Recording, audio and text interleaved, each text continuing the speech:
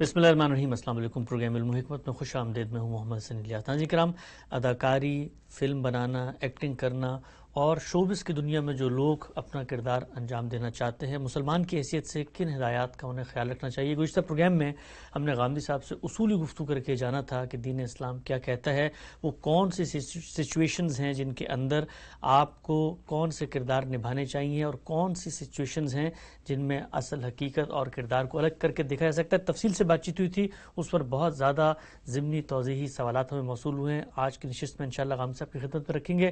حسب سابق ہمارے ساتھ موجود ہیں استاد جناب جاوید احمد غامدی صاحب۔ السلام علیکم غامدی صاحب۔ وعلیکم السلام۔ ہم سے بہت شکریہ آپ کے وقت کا۔ ہم سب ایک پہلا سوال جو بڑی شدت سے ہم نے دیکھا ہمارے معاشرے میں، آپ کی گفتگو سنی گئی، موصول ہوا، وہ یہ تھا کہ یہ چلیں ساری باتیں ٹھیک ہے کہ شریعت کی حدود کیا ہے، قاعدے کیا ہیں، کیا چیز حرام کے زمرے میں آ جائے گی، کس چیز کا ارتکاب کس حد تک کیا جا سکتا ہے، لیکن ایک بڑی حساسیت جو ہے وہ کلچرل ہے، معاشرتی ہے۔ ہم یہ دیکھتے ہیں کہ اس وقت جو کچھ ہمارے ہاں فلم، ڈرامہ، ایکٹنگ، شوبز میں نظر آتا ہے وہ اصل میں مغرب یا ہندوستان سے متاثر ہو کر اپنایا گیا ہے۔ نہ وہ ہماری تہذیب کو اس طرح سے نمایاں کرتا ہے، نہ ہمارے کلچر کو، اور جو کچھ حساسیتیں ہیں جو ہماری سوسائٹی کا آئینہ دکھایا جاتا ہے وہ وہاں نہیں پائی جاتی، ان کو بھی گوارا کیا جاتا ہے۔ اور ایک طبقہ تو باقاعدہ یہ کہتا ہے یہ اصل میں ہمارے معاشرے کو اس طرف لے جانے کی ایک طرح سے ایک سازش ہے۔ میں پہلا سوال آپ سے کرنا چاہتا ہوں، دین اور شریعت تو آپ نے بتا دی دو ٹوک انداز میں، کلچر، معاشرتی نارمز، ہمارے خطے کی حساسیت اور خود مذہب پر کھڑے ہونے کے بعد جو تہذیب وجود میں آتی ہے، اس کا کس حد تک خیال کرنا چاہیے ایک مسلمان ایکٹر کو فلموں ڈراموں میں ایکٹنگ کرتے ہوئے؟ یہ جو دوسری چیز آپ نے فرمائی ہے، اس کا تعلق کسی شخص کے مسلمان ہونے یا کسی دوسرے مذہب کا پیرو ہونے سے نہیں ہے۔ اسی لیے میں نے جب پہلے آپ نے گفتگو کی تھی تو صرف دین کا نقطہ نظر بیان کیا تھا۔ جی، میرے نزدیک ہمیں ان دونوں چیزوں کو ہمیشہ بالکل الگ الگ رکھنا چاہیے۔ ان کو الگ الگ نہ رکھنے سے لوگوں کے ذہنوں میں بھی خلجان پیدا ہوتا ہے، اور جب ان میں اختلاط ہو جاتا ہے تو ان کی الگ اہمیت کو سمجھنے اور سمجھانے میں بھی مشکلات پیش آتی ہیں۔ چنانچہ اسلام کیا کہتا ہے وہ ہم نے بیان کر دیا، یعنی اللہ تعالیٰ کے دین میں فنون لطیفہ کی کوئی چیز اصلاً ممنوع نہیں ہے۔ وہ ساری چیزیں اللہ ہی کی دی ہوئی نعمتیں ہیں، اللہ ہی کی دی ہوئی صلاحیتوں کا ظہور ہے۔ اس وجہ سے ان میں کوئی چیز بھی ایسی نہیں جس کو اصلاً ممنوع قرار دیا جائے یا اس کی مذمت کی جائے۔ اللہ تعالیٰ نے حلال و حرام کے جو حدود قائم کیے ہیں ہم نے ان کو بیان کیا، اور یہ بتا دیا کہ ان میں کیا چیزیں ہیں جو کسی حال میں نہیں کی جا سکتی۔ میں اگر مسلمان ہوں، آپ مسلمان ہیں، اللہ تعالیٰ کی توفیق سے ہم اللہ پر ایمان رکھتے ہیں، اللہ کے آخری پیغمبر پر ایمان رکھتے ہیں، تو سب سے بڑھ کر جس چیز کی ہمیں پابندی کرنی چاہیے وہ اللہ کی قائم کردہ حرمتیں ہیں۔ اللہ تعالیٰ کی قائم کردہ حرمتیں ہی ہیں کہ جن کے بارے میں اگر بے پرواہی برتی جائے تو پھر انسان کے لیے فردوس بری کے دروازے بند ہو جاتے ہیں۔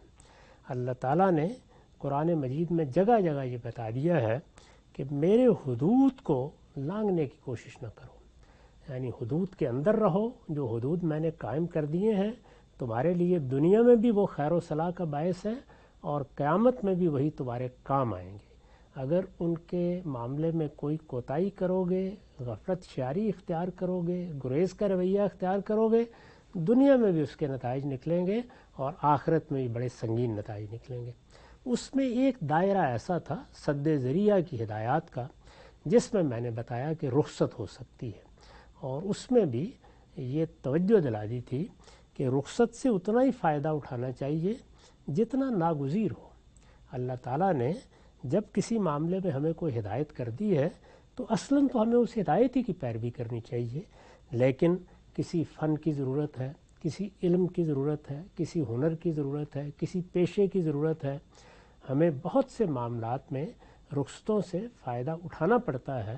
جس طرح سے ہم سفر میں جاتے ہیں تو ظاہر ہے نماز جیسی چیز کے بارے میں رخصتیں ہو جاتی ہیں، تو زندگی کے معاملات ہوں یا فنی ضرورتیں ہوں یا تمدن کی تبدیلی سے پیدا ہونے والے احوال ہوں، ان میں اگر سد ذریعہ کی نوعیت کی کسی چیز میں فائدہ اٹھایا جاتا ہے تو اس کو وہاں تک محدود رکھنا چاہیے جہاں تک اللہ و اللہ کے رسول چاہتے ہیں، یعنی نہ تو حدود سے تجاوز کر کے اس کو ہنیًا مریہ سمجھ لیا جائے، اور نہ اس کے شوق میں انسان مبتلا ہو جائے، بلکہ اتنا ہی رہے جتنا ایک اللہ تعالیٰ نے فرمایا ہے کہ اس رخ سے تم فائدہ اٹھا سکتے ہو. تو اس کو ہم نے ہر لحاظ سے واضح کر دیا. اب اس دوسرے پہلو میں آئیے. وہ دوسرا پہلو یہ ہے کہ ہم مسلمانوں کی ایک تہذیب وجود میں آئی. جب کوئی تہذیب وجود میں آتی ہے تو اس میں بہت سے عوامل کام کرتے ہیں. مذہب بھی اس میں اپنا کردار ادا کرتا ہے.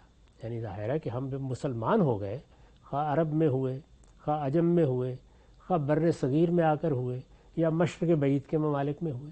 جہاں جہاں مسلمان ہوئے وہاں ہماری کچھ تہذیبی روایات تھیں. تہذیبی روایات کا مطلب ہے ہمارا رہن سہن کیا ہوگا، ہماری زبان کیا ہوگی، ہمارے بات کرنے کے آداب کیا ہوں گے، ہم ملنے جلنے میں کن چیزوں کا خیال رکھیں گے. وہ بہت سی چیزیں جو قومیں اپنی تاریخ سے منتقل کرتی ہیں.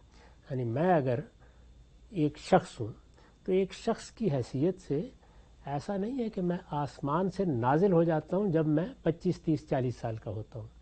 میں ایک ماں کی آغوش میں پرورش پاتا ہوں، میں ایک خاندان میں نشو و نما پاتا ہوں. میرا خاندان اپنی روایات مجھے منتقل کرتا ہے، میرا خاندان اپنے معروف اور منکر سے مجھے آشنا کرتا ہے، میرا خاندان میرے مذہب سے بھی مجھے آشنا کرتا ہے. تو مذہب گویا ایک طرح کا سایہ پیدا کر دیتا ہے جس کے تحت پھر لوگ زندگی بسر کر رہے ہوتے ہیں. تو اس کے اثرات بھی ہوتے ہیں. ایک ہے مذہبی احکام کیا ہیں، دوسرے یہ کہ مذہب نے ایک رخ طے کر دیا ہے. ہمارے مذہب میں وہ رخ کیا ہے؟ وہ رخ یہ ہے کہ ہر معاملے میں حیا پیش نظر رہے، سوسائٹی میں فرق مراتب کا لحاظ رکھا جائے، معروف اور منکر کی تمیز رکھی جائے. یہ آپ کو یاد ہوگا کہ میں نے اپنی کتاب مقامات میں ایک مضمون لکھا تھا اسلامی تہذیب. جی، اس میں نے متعین کر کے یہ بتایا تھا کہ اسلامی تہذیب کے بنیادی عناصر 3 ہیں، اور وہ 3 عناصر کیا ہیں؟ حفظ فروج ہے، حفظ مراتب ہے، اور امر بالمعروف اور نہی عن المنکر ہے. یہ تینوں چیزیں مذہب سے آئی ہیں. اس وجہ سے ان کے اثرات تہذیب پر ہوں گے. اثرات ہوں گے. ان کا حکم کیا ہے وہ ہم بیان کر چکے. ان کے اثرات ہوں گے. یعنی جب یہ کہا جائے گا کہ شرمگاہوں کی حفاظت ہونی چاہیے تو ظاہر ہے اس سے ایک زاویہ نظر پیدا ہوگا. ایک زاویہ نظر وہ ہے جو شرمگاہوں کو زیادہ سے زیادہ نمایاں کر کے ان کی کشش سے فائدہ اٹھانے کی رغبت دیتا ہے، اور ایک دوسرا زاویہ نظر جو ہے وہ کیا کہتا ہے؟ وہ یہ ہے کہ نہیں، ان کی حفاظت کرو، ان میں کوئی برا میلان نہ پیدا ہو، حیا لے کر آؤ. ان کے ساتھ حیاداری ہونی چاہیے. حفظ مراتب یعنی یہ بڑے ہیں، یہ چھوٹے ہیں، یہ ہمارا باپ ہے، یہ ہمارا بڑا بھائی ہے، یہ خدا کا پیغمبر ہے، یہ اس کے صحابہ ہیں. یہ سب کیا ہے؟ یہ حفظ مراتب ہے. حفظ مراتب کے نتیجے میں آپ کے لب و لہجے پر، آپ کے بات کرنے کے انداز پر، آپ کے معاملہ کرنے کے طریقوں پر غیر معمولی اثر ہوتا ہے. اگر آپ غور کر کے دیکھیں تو ہم بار بار توجہ دلاتے ہیں کہ ہمیں اپنے بزرگوں سے اختلاف کا حق ہے، لیکن ان کو ہدف استہزاء بنانے کا حق نہیں ہے. وہ آج کے ہمارے بزرگ ہوں یا ماضی کے بزرگ ہوں، ان کو ہم ٹھٹھے اور مخول کا موضوع نہیں بنا سکتے. ہمارے ہاں حفظ مراتب ایک قدر ہے، ایک ویلیو ہے. یعنی اگر کوئی بڑا ہے تو وہ بڑا ہے. ہم اپنے باپ سے بھی اختلاف کریں گے، لیکن اختلاف کرتے وقت ہمارا لب و لہجہ کیا ہوگا، انداز کیا ہوگا، ہم کس طریقے سے اپنی بات کہیں گے، اس سے ہماری تہذیب وجود میں آتی ہے. یہ چیزیں متعین نہیں کر کے بتا دی جاتی. ایک اصول بتایا گیا، وہ اصول مختلف علاقوں میں اپنے اوضاع خود پیدا کرتا ہے اور وہ اوضاع پیدا ہو جاتے ہیں. تیسری چیز کیا تھی؟ امر بالمعروف اور نہی عن المنکر. یعنی ہم اپنی سوسائٹی سے الگ نہیں ہو سکتے. ہمارے لیے معروف ایک اہم چیز ہے. معروف کا مطلب نیکی اور بھلائی کی باتیں. منکر وہ چیزیں جن کی برائی پر پوری انسانیت کا اتفاق ہے.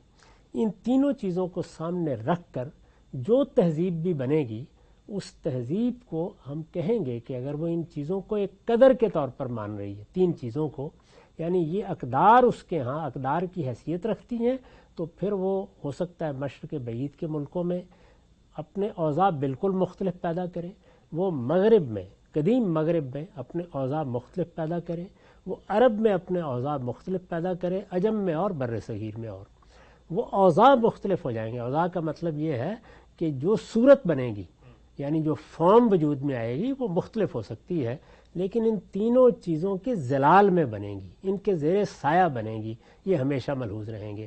تو یہ چیز ہے جس کو ہم کہہ سکتے ہیں کہ یہ تو اسلامی تہذیب ہے، اور پھر اس کے ساتھ اس تہذیب کے وہ رنگ بھی ہیں جو بر صغیر میں اور طرح سے نمایاں ہوئے ہیں، جو عجم میں اور طرح سے نمایاں ہوئے ہیں، جو مغرب میں اور طرح سے نمایاں ہوئے ہیں، عرب میں بالکل ہی دوسرے طریقے سے ہیں، اور مشرق بعید میں بہت مختلف۔ تو وہ جو اوضاع پیدا ہوئے ہیں وہ ہر علاقے میں اپنا ایک مقام رکھتے ہیں، اپنی ایک شناخت رکھتے ہیں۔ اب اس وقت کیا صورتحال ہے؟ اس وقت صورتحال یہ ہے کہ ہماری یہ تہذیب یا تہذیبی روایت یہ ایک بڑے بحران سے گزری ہے۔ وہ بحران معمولی بحران نہیں تھا، یعنی اس میں مسلمانوں کی تہذیب کو ہر جگہ شکست ہوئی، اور اس کے مقابلے میں مغربی تہذیب کو سیاسی غلبہ بھی حاصل ہو گیا۔ مغربی تہذیب نے ایسی چیزیں ایجاد کر لیں جو خود مسلمانوں کی ضرورت بن گئیں۔ یہ علوم و فنون جب نئے دور میں داخل ہوئے، یعنی اس سے پہلے بھی علوم و فنون تو موجود تھے، تو وہ سب کے سب مغرب سے آئے، وہاں سے وہ اپنی روایات لے کے آئے ہیں، وہاں سے اپنے اوضاع لے کے آئے ہیں، جن کو میں نے فارم سے تعبیر کیا، یہ ساری چیزیں لے کے آئے ہیں۔ وہ جب ہمارے ہاں آئیں گے تو اگر تو ایک زندہ تہذیب ہے، موجود ہے، اور وہ اپنی قوت کے ساتھ کھڑی ہے، تو مجھے یا آپ کو کوئی گفتگو کرنے کی ضرورت نہیں، خود ہی اس کو اٹھا کے وہ اس کو خود ہی یا تو اپنے سانچے میں ڈھال لے گی، اور یا اس کو اگل دے گی، اس کو قریب نہیں آنے دے گی۔ یہاں صورتحال یہ نہیں ہے، ہر جگہ ایک مغلوبیت کی فضا ہے، اور مغلوبیت کی فضا ایک حقیقت ہے، یعنی اس میں کسی کو ہم قابل مذمت نہیں ٹھہرا سکتے۔ ظاہر ہے کہ جب ایک تہذیب دنیا میں شکست کھا جاتی ہے، اس کے پاس طاقت نہیں رہتی، وہ دنیا کی دوسری تہذیبوں سے مغلوب ہو جاتی ہے، تو اس تہذیب کے اندر اتنی جان نہیں ہوتی کہ وہ اپنی ذات میں مقابلہ کر سکے۔ اس میں پھر یہ ضرورت پڑتی ہے کہ توجہ دلائی جائے۔ تو جہاں جہاں بھی آپ دیکھیے ایسا ہوا ہے، اس میں آپ کو یہ بڑے واضح رجحانات نظر آئیں گے کہ تہذیبی روایت مضبوط ہے تو اس نے اپنے اوضاع خود پیدا کیے ہیں، اور اگر وہ مضبوط نہیں ہے تو اس نے بغیر کسی تکلف کے دوسرے اوضاع اختیار کر لیے ہیں۔ لباس میں دیکھ لیں، زبان میں دیکھ لیں، اداروں کے بنانے میں دیکھ لیں، عمارتوں کی تعمیر میں دیکھ لیں، ہر جگہ آپ کو یہ چیز نظر آئے گی۔ تو یہی صورت ظاہرہ فنون لطیفہ کے اظہار میں بھی ہوگی، وہ مصوری پر بھی اثر انداز ہوگی، وہ شاعری پر بھی اثر انداز ہوگی، وہ فلم پر بھی اثر انداز ہوگی، وہ ڈرامے اور تمثیل پر بھی اثر انداز ہوگی۔ اس میں جو لوگ کام کر رہے ہیں، اب سوال یہ ہے کہ خود ان کی نشو و نما کہاں ہوئی ہے، یعنی ان کا اسلام کا علم کتنا ہے، ان کا تہذیبی روایت کا علم کتنا ہے۔ تہذیبی روایت جب کبھی توانا ہوتی ہے، اپنی جگہ پر کھڑی ہوتی ہے، اس وقت تو وہ نظر آ رہی ہوتی ہے، چاروں طرف نظر آ رہی ہوتی ہے، وہ گلیوں میں نظر آ رہی ہوتی ہے، محلوں میں نظر آ رہی ہوتی ہے، وہ ہر چیز میں نظر آ رہی ہوتی ہے۔ جب وہ اس طرح کی بحرانی صورتحال سے دوچار ہوتی ہے، یعنی مغلوبیت میں چلی جاتی ہے، تو اس کا لازمی نتیجہ یہ نکلتا ہے کہ کسی جگہ بھی اس پر متنبع کرنے والے عناصر کھڑے ہوئے نظر نہیں آتے، بلکہ یہی معلوم ہوتا ہے کہ آدمی کسی دوسری دنیا سے آ گیا ہے۔ اب صورتحال کیا ہے؟ صورتحال یہ کہ جو چیز بھی آتی ہے وہ آ کر ہمارے ماحول، ہماری معاشرت، ہماری تہذیبی روایت سے مناسبت پیدا کرنے کی ضرورت محسوس نہیں کرتی، بلکہ وہ اجنبی زمین کا پودا ہی نہیں آتا، اپنی مٹی بھی ساتھ لے آتا ہے۔ تو اس کے نتیجے میں ہمارے ماحول سے اس کی ہم آہنگی پیدا نہیں ہو پاتی۔ تو میرے نزدیک وہ لوگ جو ان شعبوں سے متعلق ہیں، یہ بڑے غیر معمولی شعبے ہیں، ان کو اب دنیا میں بڑی طاقت حاصل ہو گئی ہے۔ یعنی ابلاغ کے جو ذرائع دنیا میں رہے ہیں، ظاہر ہے اس میں ایک زمانے میں خطابت ایک بڑا ذریعہ تھی، شاعری ایک بڑا ذریعہ تھی، موسیقی اور غنا ایک بڑا ذریعہ تھا، اسی طریقے سے ناول، افسانہ، کتاب، انہوں نے بڑا کردار ادا کیا۔ اب فلم اور ڈرامہ اور تمثیل یہ بالکل آخری درجے میں لے گئے، یعنی انہوں نے وہ ساری چیزیں اپنے اندر جمع کر لی ہیں۔ تو ان کے بارے میں نہ بے اعتنائی کا رویہ صحیح ہے، نہ ان کو استعمال کرنے سے گریز کرنا چاہیے، ان کو استعمال ہونا ہے۔ جو لوگ اس میں کام کر رہے ہیں ان کو میرے نزدیک جس طرح ہماری وہ پہلی گفتگو پیش نظر رکھنی چاہیے، ہم درخواست کر سکتے ہیں کہ وہ ان اقدار کا لحاظ کریں جو اللہ کے دین نے اس میں قائم کر دی ہیں، اور اپنی تہذیب کو بھی سمجھ لیں، اپنی تہذیب کو سمجھ لیں. ہماری تہذیب اپنے کچھ مقاصد بھی رکھتی ہے اور وہ یہ چاہتی ہے کہ ان مقاصد کو نقصان نہ پہنچے. اس وجہ سے ایک چیز تو یہ ہے کہ ہم نے فلاں کام نہیں کیا، یا اس میں مثال کے طور پر کوئی شرک نہیں ہوا، یا اس میں مثال کے طور پر کوئی جنسی معاملات کا افشا نہیں ہوا، یہ حکم کی پیروی ہو گئی. ٹھیک. ایک چیز یہ ہے کہ آپ نے اس سے پیغام کیا دیا ہے، یعنی وہ کیا چیز ہے آپ جو دنیا کو پہنچانا چاہتے ہیں. تو وہ چیز ایسی ہونی چاہیے، یعنی اس میں ایک نگرانی رہنی چاہیے. ہر آدمی کو وہ نگرانی خود قائم کرنی چاہیے کہ میں دنیا کے سامنے جو کچھ پیش کر رہا ہوں، کل میں اس کے لیے اپنے پروردگار کے سامنے بھی جواب دہ ہوں، اپنی تہذیبی روایت کے سامنے بھی جواب دہ ہوں. کیا میں اپنی تہذیبی روایت کے فروغ کا باعث بن رہا ہوں، میں اس کے خاتمے کا باعث بن رہا ہوں. تہذیبی روایت میں بعض چیزیں غلط بھی ہو جاتی ہیں. جی. یعنی جب کوئی تہذیب آگے بڑھتی ہے، اب مثال کے طور پر ہمارے ہاں دیہات میں بہت بری بعض رسمیں ہیں، بعض روایات ہیں، ان کو ختم ہونا چاہیے. تو ظاہر ہے کہ معروف اور منکر کے معیار پر دیکھیے کتنا عمدہ معیار قائم کر دیا ہے کہ چیزیں یا تو اپنی ذات میں بھلائی کا باعث ہوتی ہیں اور یا وہ اپنی ذات میں برائی پیدا کرنے والی ہوتی ہیں. تو اگر معروف اور منکر کا خیال رکھا جائے اور یہ دیکھا جائے کہ ہم معروف کو پھیلانے والے بنیں اور منکر سے گریز پیدا کرنے والے بنیں، تو گویا ہم نے اپنی تہذیب کا پیغام بھی پوری طرح لے لیا. تو اس پیغام کو مقاصد کے طور پر سامنے رہنا چاہیے.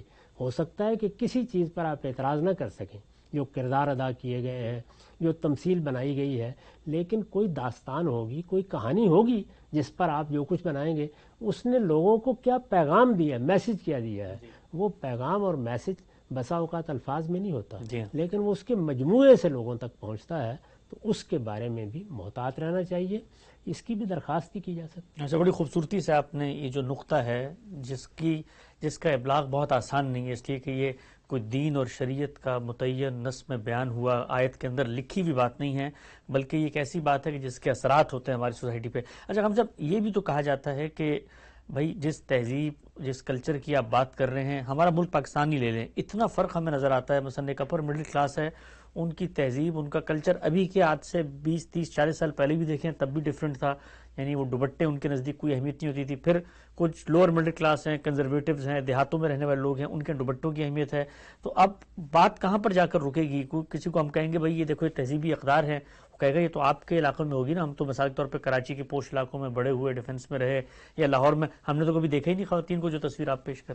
اسی لیے دیکھیے میں نے آپ کو باقاعدہ شمار کر کے بتا دیا کہ 3 چیزیں ہماری تہذیب کی اسلامی تعبیر ہے.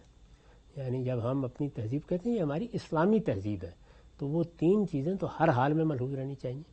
اس میں تینوں چیزوں کو سمجھنا بھی چاہیے کہ وہ کیا ہیں. یعنی جس طرح میں نے اپنی پہلی نشست میں یہ بتایا تھا کہ وہ احکام کیا ہیں جن سے حرمتیں قائم ہوتی ہیں، وہ 5 چیزیں ہیں، وہ ہر شخص کے سامنے رہنی چاہیے. ان کے اطلاقات ہر آدمی کو سمجھ لینے چاہیے. یعنی اس میں کسی مولوی صاحب سے، کسی عالم سے کچھ پوچھنے کی ضرورت نہیں. اللہ تعالیٰ نے ہر چیز کو بالکل واضح کر دیا ہے. تو ہمارے سامنے حرمتوں کی فہرست قرآن نے رکھ دی. یہ 5 چیزیں ہیں، کہہ دیا بس یہی ہیں. جب یہ ہیں تو ظاہر ہے اس کی صورتیں تو سینکڑوں پیدا ہو جاتی ہیں. ان پر اطلاق کا کام ہر آدمی اپنی عقل عام سے کر سکتا ہے. تو اس کا لحاظ کرے. جس طرح یہ تہذیبی روایت کی چیزیں میں نے بیان کر دی ہیں ان کو ملحوظ رکھے. یعنی حفظ مراتب یہ وہ چیز نہیں ہے کہ وہ یہ کہے کہ ہمارے ہاں تو مراتب کے معاملے میں یہ چیز اختیار کی جاتی ہے، آپ کیا نہیں اختیار کی جاتی. اوضاع میں تھوڑا بہت فرق ہو سکتا ہے، یعنی اس کی فارم کیا ہوگی، لیکن بہرحال اس کا لحاظ ہونا چاہیے. ہم باپ کے معاملے میں، استاد کے معاملے میں، پیغمبر کے معاملے میں، صحابہ کے معاملے میں، اپنے بزرگوں کے معاملے میں غلط زبان نہیں اختیار کریں گے. ہم کبھی استہزاء کا طریقہ اختیار نہیں کریں گے. ہم اختلاف کریں گے اپنے بزرگوں سے، لیکن وہ اختلاف مہذب اسلوب میں کریں گے. اب یہ ظاہر ہماری قدر ہے. تو اس کے معاملے میں تو ہر شخص کو متنبع ہونا چاہیے. وہ اشرافی سے تعلق رکھتا ہے، وہ شہر سے تعلق رکھتا ہے، وہ دیہات سے تعلق رکھتا ہے. اس کے بعد وہ اوضاع ہیں جن کا آپ نے ذکر کیا، ان میں ظاہر ہے تھوڑا بہت فرق ہوگا، اور اس میں جس تہذیب کی نمائندگی ہو رہی ہے یا جس طبقے کے بارے میں کوئی بات کی جا رہی ہے، ظاہر ہے اس کا لباس ہوگا، اس کے رہن سہن کے طریقے ہوں گے، اس کے بات کرنے کے اسالیب ہوں گے. وہ سب چیزیں اپنے اندر جو تنوع رکھتی ہیں وہ قائم رہنا چاہیے. اس لیے کہ تہذیب کسی ایک لگے بندے شرعی قانون کا نام نہیں ہے، اس کا ظہور جب ہوتا ہے تو اپنے نئے نئے اوضاع پیدا کر لیتا ہے. آپ کے علم میں ہے کہ ہم مشرق بعید میں 10 سال رہے ہیں, تو مشرق بعید میں اس تہذیب کا ظہور کس طریقے سے ہوا, وہاں کیا چیزیں تھیں جن کی خلاف ورزی کا لوگ سوچ بھی نہیں سکتے تھے, اور کیا چیزیں تھیں کہ جن کو وہ ہر حال میں اپنائے رہتے تھے. اپنے معاشرے سے ان کا تقابل کر کے دیکھیے, جن چیزوں کو وہ اپنائے ہوئے تھے وہ ہمارے معاشرے میں آپ کو اچھے لوگوں کے ہاں نظر نہیں آئیں گی, اور بعض وہ چیزیں ہوں گی کہ جن کے بارے میں آپ کو کبھی متنبع ہونے کا موقع ہی نہیں ملا, لیکن وہاں لوگ بہت متنبع تھے. تو یہ ساری چیزیں جتنی ہیں ان چیزوں میں ظاہر ہے اوضاع کا فرق باقی رہے گا, اور اوضاع کے اس فرق میں بھی وہی معیار ہوگا کہ یہ دیکھا جائے کہ اس میں اسلامی تہذیب کے جو تینوں عناصر ہیں ان کی خلاف ورزی تو نہیں ہو رہی. اگر ان کی خلاف ورزی ہو رہی ہے تو پھر مجھے بھی حق ہے کہ میں آپ کو اسلام یا دین کے حوالے سے توجہ دلاؤں, آپ بھی مجھے اس کے معاملے میں توجہ دلائیں, اس لیے کہ وہاں معاملے کی نوعیت یہ ہے کہ وہ اللہ کے دین سے عناصر پیدا ہوئے ہیں, اور وہ چیزیں کہ جو سوسائٹی کے تعامل سے پیدا ہوئی ہیں, جس میں کچھ رسمیں ہو سکتی ہیں, روایات ہو سکتی ہیں, جس میں کچھ طریقے ہو سکتے ہیں, عرف اور رواج ہو سکتے ہیں, ان میں جو تنوع ہے اس کو قائم رکھنا چاہیے, اس میں بہت زیادہ سختی بھی نہیں کرنی چاہیے. ٹھیک, نقطہ بالکل واضح ہو گیا. اچھا ہم صاحب, ایک اور استدلال ہمارے یہاں بالعموم پیش کیا جاتا ہے, بلکہ اس میں ایک حوالہ دیا جاتا ہے بڑے مشہور ادیب کا, منٹو کا, کہ جب ان سے عدالت میں پوچھا گیا کہ بھئی آپ کے اس ناول کے اندر جو چیزیں نظر آ رہی ہیں, جو کردار ہیں, جو پلاٹ ہے, جس نوعیت کی بات ہو رہی ہے وہ تو بے حیائی کو فروغ دے رہی ہے ہمارے معاشرے کی. انہوں نے کہا تھا کہ بھئی اگر معاشرہ ننگا ہے تو میں اس کو کپڑے نہیں پہنا سکتا. کہا جاتا ہے کہ جس مشرقی تہذیب کی بڑی بات کی جاتی ہے اور بڑی اقدار کی بات کی جاتی ہے, یہاں پر فزیکل ایبیوز سے لے کر سیکشول مس کنڈکٹ تک ہر چیز سوسائٹی کے اندر موجود ہے, لیکن اوپر ایک مخملی کپڑا ڈال کر تہذیب پہ اس کو چھپا دیا جاتا ہے. تو ہم تو ڈرامے میں, آرٹ میں, فلم میں وہ حقیقی صورت لا کر بتا رہے ہیں معاشرے کی, تو یہ ڈرامہ آرٹ تو صرف آئینہ ہے, جو کچھ گند موجود ہے اس کو دکھا دیتے ہیں. دیکھیے بات یہ ہے کہ یہ ڈرامہ نگار اور تمثیل نگار کا کام ہوتا ہے, وہ دکھاتا ہے. یعنی بہت سے مصنفین ہیں وہ ان چیزوں کو لکھتے ہیں, لیکن آپ ان کی تحریر پڑھنے کے بعد بجائے اس کے کہ اس غلاظت کی طرف متوجہ ہوں, آپ سر تو کر رہ جائیں. بہت اہم بات ہے یہ, صحیح بات ہے. کون آدمی ہے کہ جو منٹو ہی کا افسانہ, یعنی میں نام نہیں لینا اس وقت پسند کروں گا, پڑھنے کے بعد اپنے پورے وجود میں سردی محسوس نہیں کرتا, دراحالے کہ اس میں جو تصویر کشی کی گئی ہے اس کے بارے میں تو کہا جا سکتا ہے, اس کے بارے میں مقدمہ بھی چل گیا تھا, سب لوگ جانتے ہیں اس بات کو. تو اصل چیز یہ ہے کہ کسی لکھنے والے نے یا تمثیل نگار نے یا ڈرامہ لکھنے والے نے اس کو کیا صورت, مقصد کیا ہے اس کا مقصد کیا ہے. اسی لیے میں نے عرض کیا کہ چیزیں تو سوسائٹی سے اٹھا کر دکھائی جاتی ہیں, اور سوسائٹی سے اٹھا کر دکھائی جاتی ہیں تو اسی صورت میں اصلاح بھی ہوتی ہے, اچھی اقدار بھی پیدا ہوتی ہیں, اور لوگ بھی ان سے حظ اٹھاتے ہیں. لیکن ان کو دکھانے کا طریقہ کیا ہونا چاہیے, اس میں ہر شخص کو اپنے نفس سے پوچھنا چاہیے. یعنی جو لکھنے والا ہے, جو اس کو ڈائریکٹ کرنے والا ہے, جو اس کو کوئی صورت دینے والا ہے, جو اس میں کردار ادا کرنے والا ہے, اس کو اپنے نفس سے پوچھنا چاہیے. جیسے میں نے کہا تھا کہ سل نفسک, اپنے آپ سے پوچھئے کہ آپ اصل میں کیا کرنا چاہ رہے ہیں, آپ کے پیش نظر کیا ہے. وہ پیش نظر کیا ہے, جس وقت آپ کے پیش نظر خیر ہوگا, جس وقت آپ کے پیش نظر معروف سے محبت ہوگی, تو خود بخود آپ اسی چیز کو اٹھا کے لائیں گے, تو اس کی تصویر ایسی بنا دیں گے کہ جس سے فی الواقع لوگ نہ صرف یہ کہ تعلیم پائیں, تربیت پائیں, بلکہ وہ ان چیزوں کو اپنی سوسائٹی سے ختم کرنے کا جذبہ آپ کے اندر پیدا کریں. تو اس کا تعلق اس سے ہے کہ آپ کی پریزنٹیشن ہے کہ آپ اس بات کو کیسے بیان کر رہے ہیں, کس طریقے سے بیان کر رہے ہیں. کہنے کو تو دیکھیے بہت سی چیزیں ساحر نے بیان کر دیں, اور یہ کہہ کے بیان کر دیں کہ ثنا خان تقدیس مشرق کہاں ہے, تصویریں کھینچ دیں, لیکن اس ایک جملے سے یا اس ایک مصرے ہی سے وہ مقصد واضح ہو جاتا ہے کہ وہ کیا کہنا چاہتے ہیں. تو اسی طرح کا معاملہ ہر ادیب کو, ہر شاعر کو, ہر ڈرامہ نگار کو, ہر تمثیل نگار کو سامنے رکھنا چاہیے. اچھا ہم سے اس میں ایک اور پہلو میں چاہتا ہوں ذرا اس پر بھی بات ہو جائے, اگرچہ وہ کلچر اور دین کی ہدایت دونوں سے ملا جلا ہے, اس میں بسا اوقات یہ بھی ہوتا ہے نا کہ اللہ تعالیٰ کہتے ہیں بھئی قیامت کے دن تمہارے ہر عمل کا جو نتیجہ ہے تمہیں دکھا دیا جائے گا, ہاتھ بھی گواہی دیں گے, زبان بھی, ہر چیز.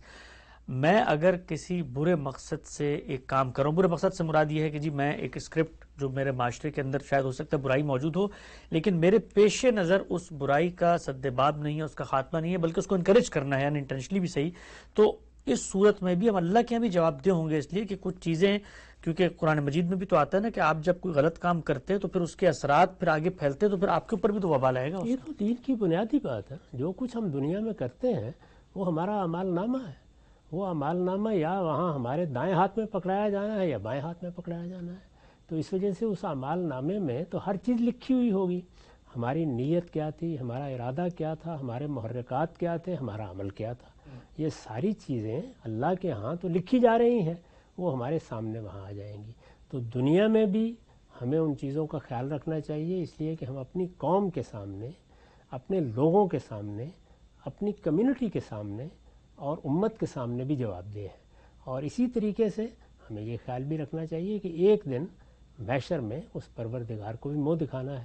ان چیزوں کا لحاظ جب فرد کرتا ہے، میرے خیال میں اس میں دار و گیر اتنی اہم نہیں ہوتی، قوانین اتنے اہم نہیں ہوتے. اصلی چیز وہی ہے کہ کسی تہذیب کے اندر پیدا ہونے والے لوگوں میں تہذیبی شعور کی کیا صورتحال ہے، وہ اپنی تہذیب سے کتنی محبت رکھتے ہیں، وہ اپنی اقدار سے کتنی محبت رکھتے ہیں، وہ اپنے دین سے کتنی محبت رکھتے ہیں. تو جب یہ چیزیں ان کے اندر پیدا ہوں گی تو ان کے فن میں بھی نمایاں ہوں گی، ان کے قلم سے بھی صادر ہوں گی، اور وہ کوئی کردار ادا کریں گے، اداکاری کریں گے، وہ کوئی گانا گائیں گے، وہ کوئی گیت گائیں گے، وہ کوئی غزل سنائیں گے. تو ان سب جگہوں پر مجلس میں، محفل میں، بات کرنے کے انداز میں وہ سب چیزیں خود بخود نمایاں ہو جائیں گی. ان چیزوں کے بارے میں آپ قانون بنا کے لوگوں کو نہیں بتا سکتے. آپ اقدار ہیں جن کو لوگوں کے سامنے رکھیں، وہ اقدار کا شعور ان کے اندر پیدا ہوگا تو انسان اصل میں اوضاع خود پیدا کر لیتا ہے. یہ صلاحیت اللہ تعالیٰ نے انسان کو دے رکھی ہوئی ہے. اس وقت کیونکہ ایک بحران کی سی صورتحال ہے پچھلے 150-200 سال سے، تو اس وجہ سے لوگ سوالات بھی کرتے ہیں، اور دو تہذیبوں کے درمیان جو اس وقت تصادم کی کیفیت پیدا ہوئی ہے اس میں بعض اوقات فیصلہ کرنے میں بھی غلطیاں ہوتی ہیں. ٹھیک، بالکل ڈاکٹر صاحب، بڑی اہم بات ہے جو آپ نے آخر میں فرمائی کہ جس وقت قانون کی سطح پر اور اوپر سے چیزوں کو تھوپا جاتا ہے، نافذ کیا جاتا ہے، تو اس کا بظاہر تو اثر نظر آ جاتا ہے لیکن کوئی دوررس اثرات نہیں ہوتے. ہم سب پچھلے دنوں میں سن رہا تھا کہ کہتے ہیں 80s کے اندر، ہم تو اس وقت پیدا نہیں ہوتا، آپ نے شاید وہ تہذیب اور ماحول دیکھا ہے، ضیاء صاحب کے دور میں جو قومی نشریاتی رابطہ ہے وہاں پہ باقاعدہ ہدایت ہوتی تھی کہ دوپٹہ پہنا جائے گا. تو ایک اداکار کہتی ہیں کہ ایک ڈرامے کے سین میں ان کو سمندر میں گرنا تھا تو ان کو 50 دفعہ وہ شاٹ لیا گیا کیونکہ گرتے ہوئے بھی دوپٹہ سر سے نہیں رکھنا چاہیے، اتنی سختی تھی. لیکن جیسی وہ دور ختم ہوا وہ سختی بھی اڑ گئی. یہ تو ہم ہمیشہ کہتے ہیں کہ اوضاع، اطوار، تہذیبی چیزیں، آداب کی چیزیں یہ قانون کی طاقت سے نافذ کرنے کی نہیں ہوتی، یہ نافذ رہتی بھی نہیں. ان کو اگر کیا جائے گا تو خرابیاں پیدا ہوں گی. اسی وجہ سے آپ کے علم میں ہے کہ میں نے بارہا اس جانب توجہ دلائی ہے، خاص طور پر ان حکومتوں کو جو مذہبی حوالے سے بعض احکام دیتی ہیں کہ شخصی معاملات میں کبھی قانونی مداخلت نہیں کرنی چاہیے، اور اللہ تعالیٰ نے بھی اس کی اجازت نہیں دی. جو چیزیں اجتماعی زندگی سے متعلق ہیں ان میں آپ قانون سازی کریں، اور اس کی بنیاد میں نے واضح کی ہے بارہا کہ یا کسی حق تلفی کو روکنے کے لیے قانون سازی کی جاتی ہے یا جان مال آبرو کے خلاف زیادتی کو روکنے کے لیے. باقی چیزوں میں قانون سازی کی ضرورت نہیں ہوتی، باقی چیزوں میں ذہن سازی کی ضرورت ہوتی ہے، اور اس مقصد کے لیے دانشور علماء اپنا کردار ادا کرتے ہیں. اس میں اگر مسلمانوں کی کوئی حکومت ہے تو وہ بھی اپنا کردار ادا کرتی ہے. چنانچہ مسلمانوں کی حکومت کو اس مقصد کے لیے ایک منبر دیا گیا ہے، وہ جمعے کے دن نماز اور خطبہ ہے. وہ منبر کیوں دیا گیا ہے؟ اسی لیے دیا گیا ہے کہ وہ لوگوں کو اپنا پیغام پہنچائیں، وہ جن چیزوں کو اپنی سوسائٹی میں رائج کرنا چاہتے ہیں ان کے بارے میں بات کریں. اگر قانون بنانے کی بجائے، جس طرح کہ ہمارے ہاں بھی بعض قوانین بنائے گئے یا اور دوسرے ملکوں میں بنائے گئے ہیں، وہ فضا پیدا کی جائے کہ جو فضا مسلمانوں کی تہذیب کے بارے میں یا ان کی روایات کے بارے میں ایک برتری کا احساس پیدا کر دے، تو یہ چیزیں خود بخود حاصل ہو جاتی ہیں.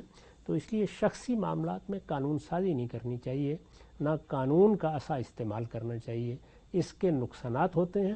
جیسے ہی اس طرح کی حکومتیں کمزور ہوتی ہیں لوگ بغاوت کرنے کے لیے اٹھ کھڑے ہوتے ہیں، اس کا حاصل بھی کچھ نہیں ہوتا۔ ایک نقطہ بالکل واضح ہو گیا، دین کی ہدایت کیا ہے ایکٹنگ اور فلم اور ڈرامے میں کام کرنے کے حوالے سے، اور اسی طریقے سے کلچر اور تہذیبی حساسیت اور روایات کیا ہیں، ان کو کیسے محفوظ رکھنا چاہیے۔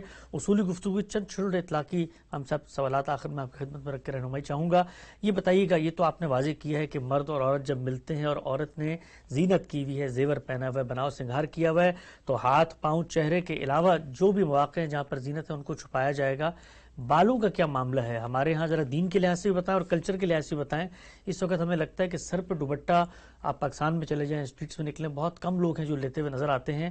تو اگر مثال کے طور پہ ایک عورت بہت اس نے تزئین و آرائش کی ہوئی ہے، زیور پہنا ہوا ہے، تو چلیں اس نے سینہ کور کر لیا، وہ زیور سینے کا نظر نہیں آ رہا، لیکن کیا بالوں میں اگر اس نے کوئی تزئین و آرائش کی اس کو بھی چھپانا ہے؟ دین کیا کہتا ہے اس میں؟ اس میں دیکھیے، میں نے اس پر بڑی تفصیلی گفتگو کی ہے کہ ہمارے دین میں جو حفظ فروج کی ہدایت ہے، اس کی ابتدا تو قانونی لحاظ سے شرمگاہوں کو چھپا لینے سے ہو جاتی ہے، جی، لیکن پھر ان سے متصل اعضاء کو آپ زیادہ سے زیادہ چھپاتے چلے جو جائیں۔ جڑے ہوئے ہیں ساتھ اعضاء۔ ظاہر ہے وہ ساتھ ملے ہوئے ہوتے ہیں، ان کے ساتھ ملے ہونے کی وجہ سے آپ اس کو بڑھاتے جاتے ہیں۔ اس کی آخری حد وہ ہے جو ہمارے ہاں حجاب کی روایت میں نظر آتی ہے۔ حجاب سے میری مراد کوئی نقاب نہیں ہے، چہرہ ڈھانپنا نہیں، جو ہمارے ہاں لوگ اہتمام کرتے ہیں، آپ کو پتہ ہوگا، چادر لے لی ہے یا کوئی اسکارف لے لیا ہے، اس طرح یہ کیا چیز ہے؟ یہ اصل میں اسی ہدایت کو، جو حفظ فروج کی ہدایت ہے، ایک وضع میں بدل دیا گیا ہے، چنانچہ اب یہ ہماری تہذیبی روایت بن گئی ہے۔ یعنی اسلام نے جب حیا کی تہذیب پیدا کرنا چاہیے تو اس کے اوضاع تو لوگ ایجاد کریں گے نا، وہ یہ نہیں کرے گا کہ آپ کو ایک وضع بنا کے بتا دے۔ جی، اس نے تو اصولی بات کہی کہ تمہیں اپنی شرمگاہوں کی حفاظت کرنی ہے۔ اب شرمگاہوں کی حفاظت کا ایک لازمی تقاضا ہے، اور پھر کچھ چیزیں وہ ہیں جو اس میں بہتری کی طرف جائیں گی۔ اس کو دیکھیے قرآن مجید نے کس خوبی کے ساتھ بیان کیا ہے۔ قرآن نے یہ بتایا کہ جو عورتیں بوڑھی عورتیں ہیں اور وہ متبرجات بزینہ نہیں ہیں، یعنی وہ اپنی زینتوں کی نمائش بھی نہیں کرنا چاہتی، وہ اپنے دوپٹے اتار سکتی ہیں، یعنی سینے پہ دوپٹہ لینے کو کہا ہے نا، جب زیب و زینت کیا ہو اتار سکتی ہیں، لیکن فرمایا لیے رکھیں تو اچھی بات ہے۔ اچھا، تو آپ دیکھیے نا، اس سے یہ بات خود معلوم ہو گئی کہ کسی چیز کو اللہ تعالیٰ کہاں رکھتے ہیں۔ یعنی بعض چیزیں ایسی ہیں جو لازم ہیں، جیسے شرمگاہوں کو جہاں شرمگاہیں ہیں ڈھانپنا تو لازم ہوگا۔ متصل اعضاء میں جیسے جیسے آپ آگے بڑھیں گے کچھ چیزیں لازم سے کمتر ہوتی چلی جائیں گی اور کچھ بالکل آداب کے دائرے میں۔ ترغیب اور آداب۔ تو یہ چیز بھی میرے نزدیک آداب کے دائرے میں ہے۔ یعنی مسلمان عورتوں نے جب حفظ فروج کا حکم سنا تو انہوں نے جو وضع قطع اختیار کی، وہ ہمارے ہاں اسکارف یا دوپٹے کے ساتھ جو ہمارے ہاں صورت بنتی ہے اس میں ڈھل گئی ہے۔ تو ہماری وہ تہذیب بھی ہے، لیکن وہ تہذیب پیدا کہاں سے ہوئی ہے؟ وہ دین کے مقاصد سے پیدا ہوئی ہے، دین کے احکام سے پیدا ہوئی ہے۔ وہ وضع قطع ضروری نہیں ہے کہ آپ اختیار کریں، لیکن اس کو اس کے آداب کی رعایت سے پیش نظر رہنا چاہیے۔ وہی میں نے بتایا کہ اس طرح کی جو چیزیں ہیں جو آداب کی نوعیت کی ہیں، سد ذریعہ کی نوعیت کی ہیں، ان میں اگر کوئی خلاف ورزی کسی کردار کا تقاضا ہے، کسی ہنر کے اظہار کا تقاضا ہے، کسی کہانی کا تقاضا ہے، تو اسی درجے میں رخصت سے فائدہ اٹھانا چاہیے۔ نقطہ بالکل واضح ہو گیا۔ غامدی صاحب نے اس موضوع پر بڑی تفصیلی گفتگو کی۔ ایک سیریز میں 23 اعتراضات کی سیریز ہے، یوٹیوب پہ آپ لوگوں کو وہ میسر آ سکتی ہے۔ فلم، ڈرامہ، ایکٹنگ، اس طریقے سے فنون لطیفہ شوبز کے اندر جو مرد اور خواتین اسلام سے محبت رکھتے ہیں، کام کرنا چاہتے ہیں، کن ہدایات کو پیش نظر رکھیں دین کی اور ہماری تہذیبی روایت کی تفصیلی گفتگو ہوئی۔ وقت آپ ختم ہوتا ہے، دوبارہ حاضر خدمت ہوں گے، اب تک آپ لوگوں کا بہت شکریہ۔